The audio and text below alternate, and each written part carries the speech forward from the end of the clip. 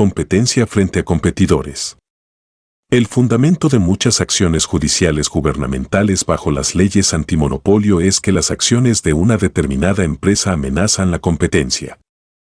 La cuestión más importante de la competencia es que es una condición necesaria para el funcionamiento del mercado y no puede medirse por el número de competidores existentes en una industria dada. No obstante, políticos, abogados y otros suelen confundir la existencia de la competencia con el número de competidores que sobreviven, cuando es la competencia como condición lo que precisamente elimina a muchos competidores. Evidentemente, si la competencia elimina a todos los competidores, entonces la empresa sobreviviente será un monopolio, al menos hasta que aparezcan nuevos competidores, y podrá entonces cobrar precios mucho más altos que en un mercado competitivo. Pero esto es extremadamente raro. No obstante, el fantasma del monopolio se utiliza con frecuencia para justificar políticas gubernamentales de intervención cuando no hay un peligro real de monopolio. Por ejemplo, cuando la cadena de tiendas de alimento AIP era la más grande del mundo en ventas minoristas, en realidad vendía menos de una quinta parte del total de ventas de alimentos en Estados Unidos. Sin embargo, el Departamento de Justicia inició un proceso judicial antimonopolio contra AIP, utilizando los precios bajos de la empresa y los métodos por los que había logrado esos precios bajos como evidencia de competencia desleal contra los vendedores rivales y las cadenas rivales. A lo largo de la historia de las acciones judiciales antimonopolio ha existido una confusión, aún no resuelta, entre lo que es perjudicial para la competencia y lo que es perjudicial para los competidores. En medio de esta confusión, muchas veces se ha perdido de vista la cuestión de qué es lo beneficioso para el consumidor. Algo que también se suele perder de vista es el tema de la eficiencia de la economía en su conjunto, que es otra manera de ver los beneficios para el público consumidor.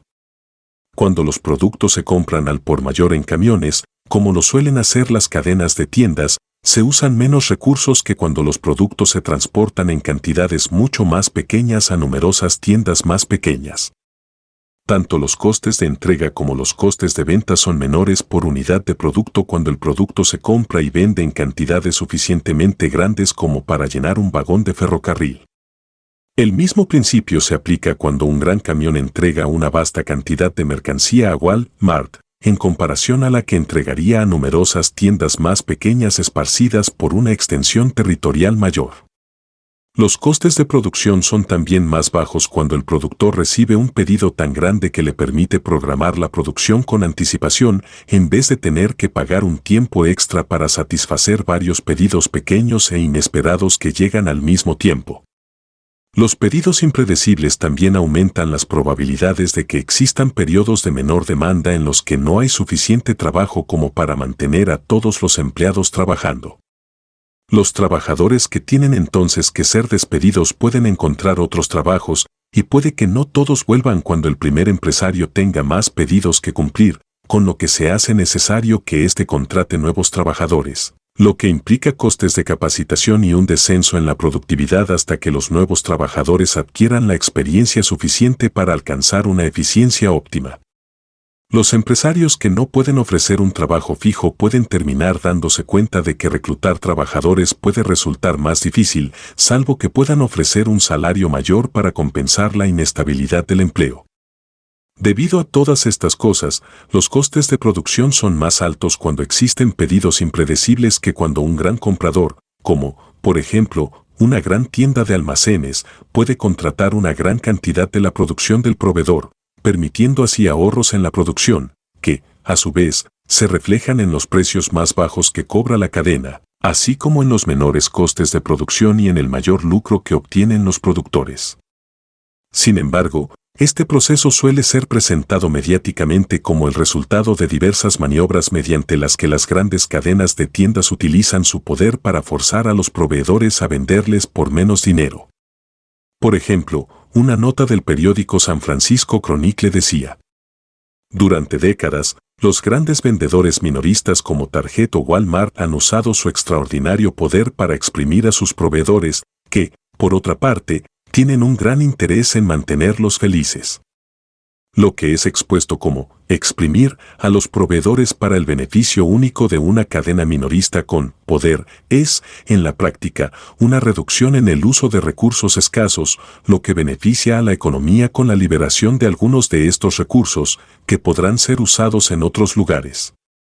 Además, a pesar del uso de la palabra poder, las cadenas de tiendas en realidad carecen de capacidad para reducir las opciones disponibles de los productores. Un productor de toallas o pasta dental tiene innumerables compradores alternativos y no habría tenido obligación alguna de vender a AIP en el pasado o de vender a Target o Walmart hoy. Solamente cuando las economías de escala hacen que sea rentable proveer toallas o pasta dental o cualquier otro producto a un gran comprador, el proveedor encuentra ventajoso reducir el precio por debajo de lo que hubiera cobrado en otras circunstancias. Todas las transacciones económicas involucran un regateo mutuo y cada parte de la transacción tiene que tener a la otra parte satisfecha con el trato para que exista dicho trato.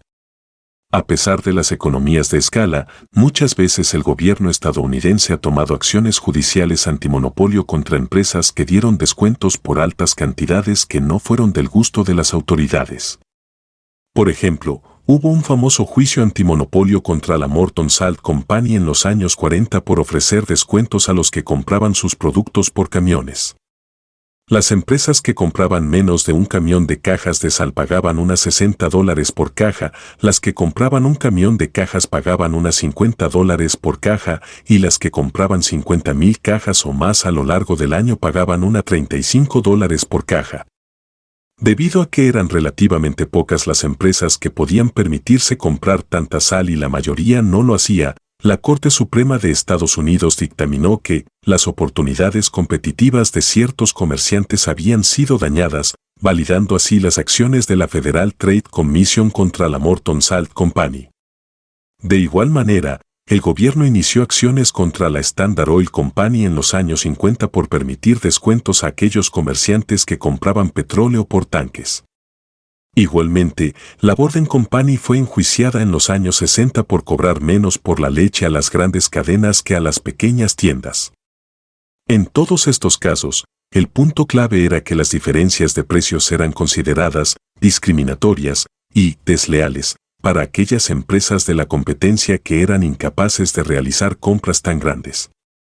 Aunque a los vendedores se les permitía defenderse en los tribunales con el argumento de que tenían diferencias de costes dependiendo del tipo de comprador, el aparentemente simple concepto de coste no es de manera alguna simple cuando es argumentado por abogados rivales, contables y economistas. Cuando ninguna de las partes podía probar algo irrebatible en relación con los costes, muy común, el acusado perdía el caso. Apartándose de una tradición fundamental y centenaria del derecho anglosajón, el gobierno de Estados Unidos hoy apenas necesita presentar pruebas superficiales o casos prima facie, según los números brutos, para que la carga de la prueba se traslade al acusado. Este mismo principio y procedimiento reaparecería, años después, en casos de discriminación laboral bajo las leyes sobre derechos civiles. Del mismo modo, con las leyes antimonopolio, estos casos de discriminación laboral han producido muchos decretos de conciliación y grandes transacciones fuera de los tribunales por empresas que estaban perfectamente al tanto de la imposibilidad virtual de probar su inocencia, independientemente de lo que dijeran los hechos.